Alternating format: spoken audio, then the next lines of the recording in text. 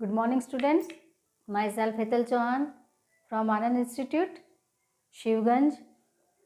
आज मैं आपके सामने अभी तक हमने जितने भी पॉइंट्स पढ़े हैं पार्ट ऑफ स्पीच में से अभी मैं आपके सामने लेके आई हूँ आर्टिकल्स। क्या लेके आई हूँ? आर्टिकल्स। अब पहले तो ये समझो कि आर्टिकल्स क्या होते हैं। तो आर्टिकल्स क्या होते हैं?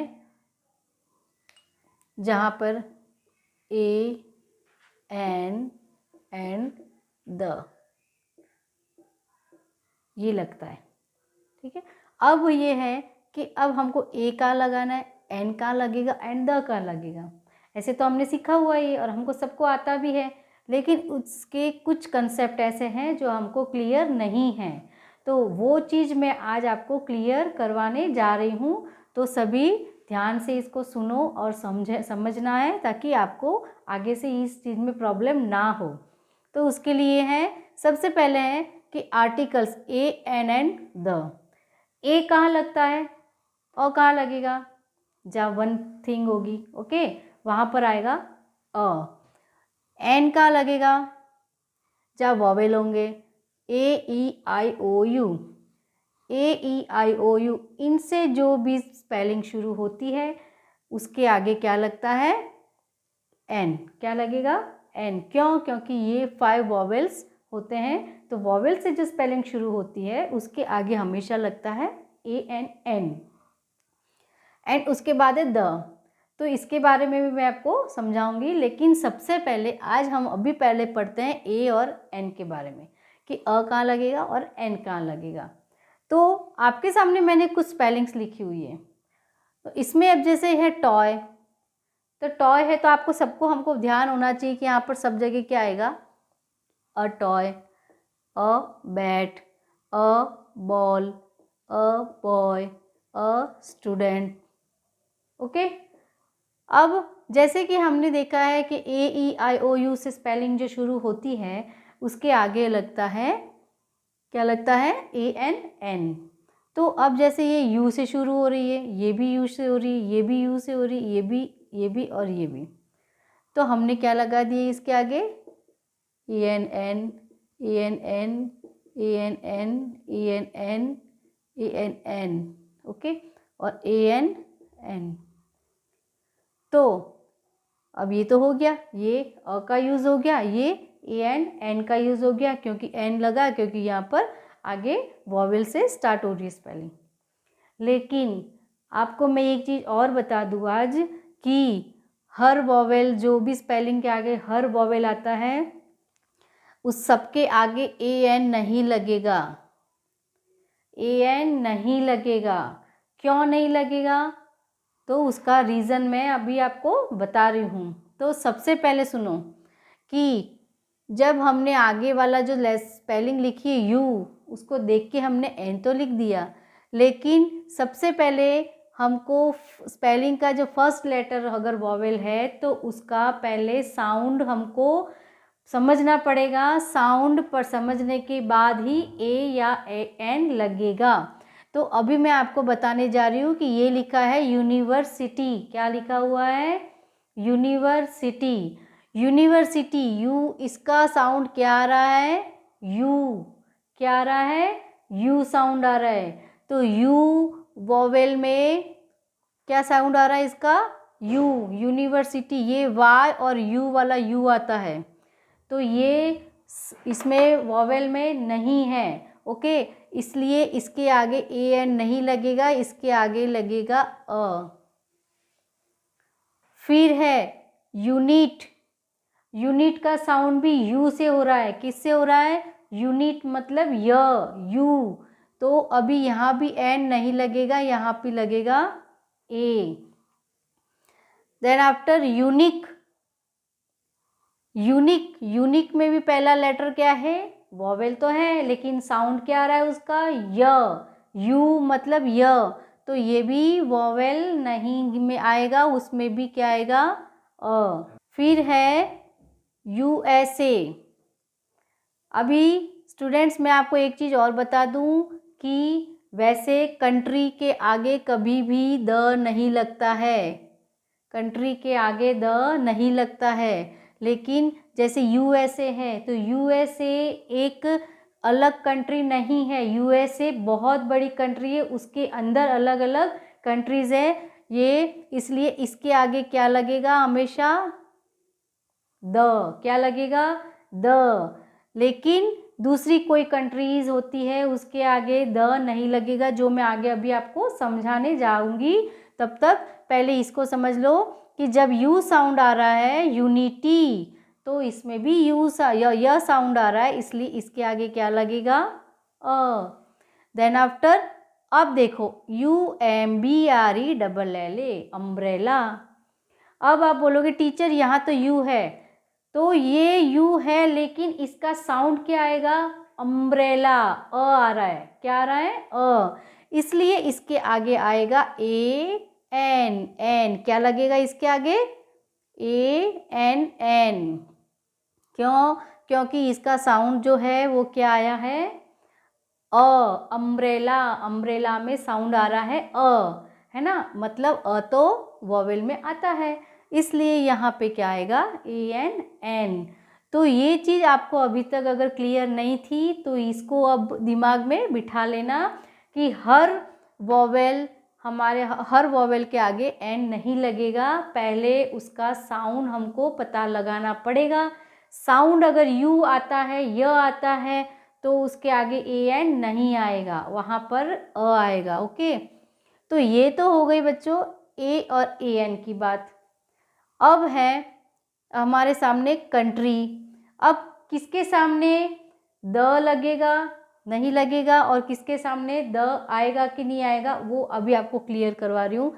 तो जो मैंने ये जितनी भी स्पेलिंग लिखी हुई है, ये वाली जो स्पेलिंग लिखी है, इसके आगे द नहीं आएगा, इन सब के आगे द नहीं लगेगा, हमेशा ध्यान रखना।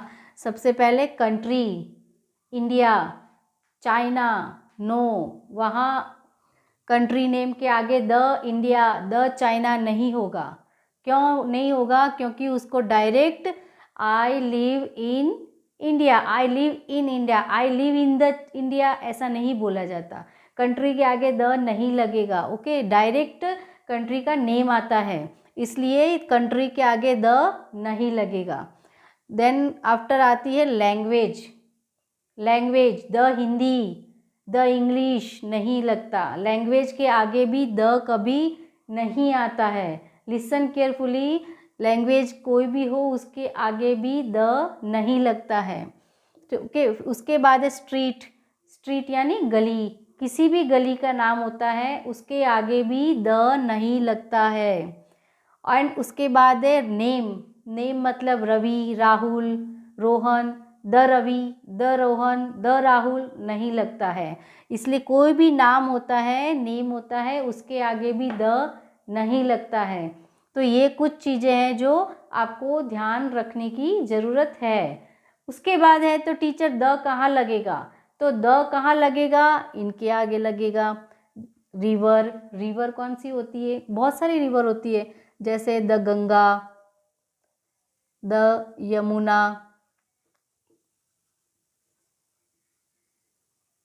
ठीक है, तो द गंगा, द यमुना, इन सब के आगे द लगता है, जहाँ रिवर का नाम आता है वहाँ पर द का यूज़ होता है।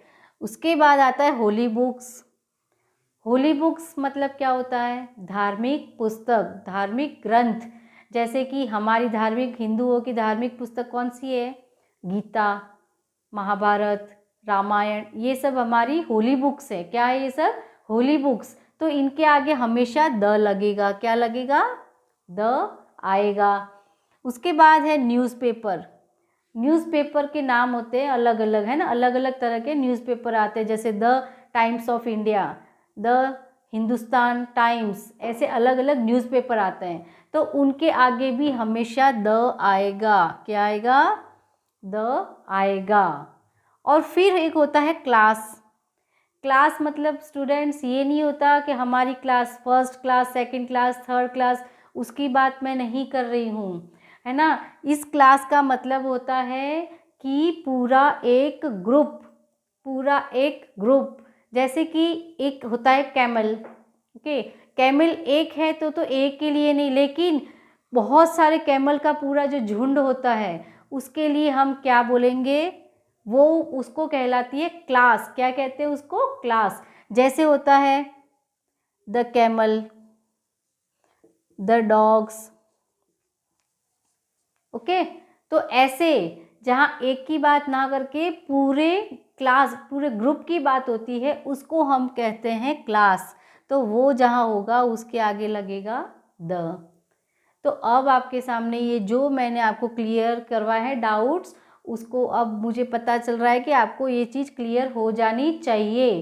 तो अब मैं कुछ सेंटेंस भी लिख के आपको समझाऊंगी और उसके बाद कुछ होमवर्क भी दूंगी, लेकिन उन सबको पहले आपको इन सबको ध्यान से सुनना है, समझना है, उसके बाद आपको होमवर्क में भी करना है। लेकिन पहले, उससे पहले मैं जो भी लिखवा रही हूँ सेंटेंस, उसके द्वारा मैं आपको समझाऊंगी, उसको आपको नोट डाउन करना है अपनी नोटबुक में। अगर आपको ऐसा लगता है तो इसको भी आपको लगे तो ये भी नोट डाउन आप कर सकते हो अपनी नोटबुक में अपने नॉलेज के लिए। अब मैंने आपके सामने कुछ सेंटेंस लिखे हुए हैं, है ना, विथ वोवेल्स के साथ, विथ आर्टिकल्स के साथ। तो अब मैं आपको ये समझा रही हूँ कि कहाँ पे ए, कहाँ ए यू क्यों आया हुआ है, एन क्यों आया है, देन क्यों आया हुआ है, ये सब चीज़ अभी आपके सामने मैं क्लियर कर रही हूँ। तो अब बच्चों सबसे पहला है Henry is a American doctor.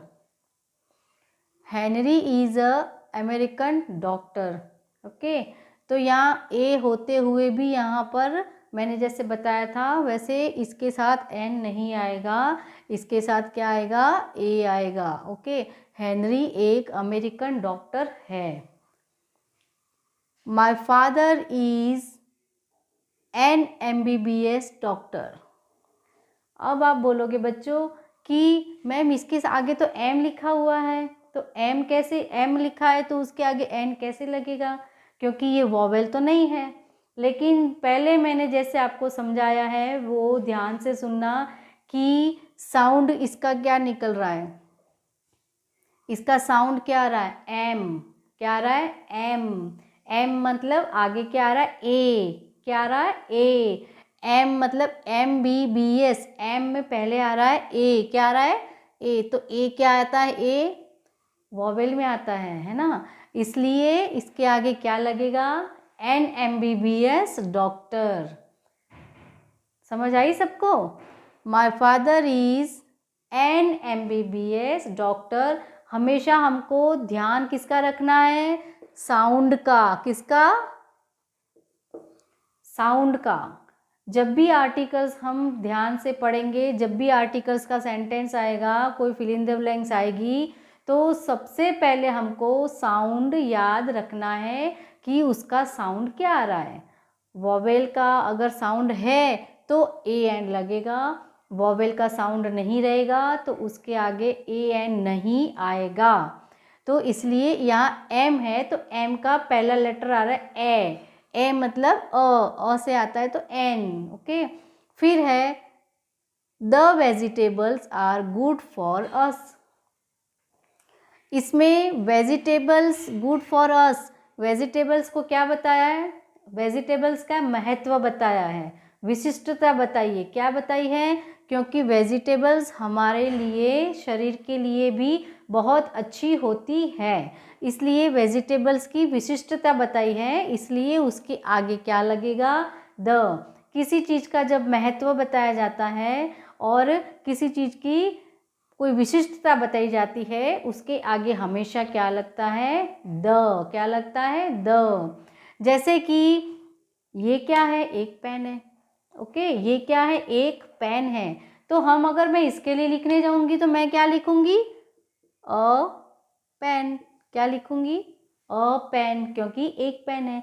लेकिन जैसे मैं कहूँगी कि ये मेरी पापा की दी हुई गिफ्ट है और ये मेरे लिए, ये पेन मैं हमेशा मेरे पास रखती हूँ। ओके, तो ये क्या हो गया, ये मेरे लिए खास हो गई ना, है ना, क्यों, मेरे लिए गिफ्ट है और मैं हमेशा मेरे पास रखती हूँ, तो ये एक तरह की गिफ्ट होगी, तो इसकी विशिष्टता बढ़ गई, है ना, और ये एक इसका महत्व बढ़ गया है। इसलिए जब भी मैं ऐसी पेन के बारे में बात करूँगी तो उसके आगे क्या लिखूंगी मैं, द पेन।